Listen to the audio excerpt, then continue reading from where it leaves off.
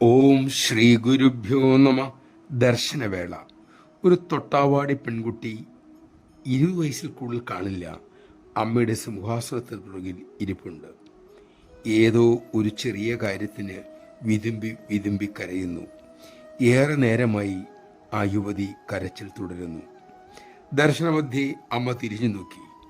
പെൺകുട്ടിയുടെ നേർക്ക് ഉറ്റുനോക്കി. പരിഭ്രമിച്ച് തൊഴുകയോടെ നോക്കുന്ന യുവതിയോടമ്മ സ്നേഹപൂർവമെങ്കിലും ഉറച്ച സ്വരത്തിൽ പറഞ്ഞു, കരച്ചിൽ നിർത്തുക. ഇനിയും നീ കരയുകയാണെങ്കിൽ നിന്നെ എൻ്റെ മകളായി ഞാൻ കരുതില്ല. എൻ്റെ മോളായി മാറാൻ ആഗ്രഹമുണ്ടെങ്കിൽ നീ കരയരുത്.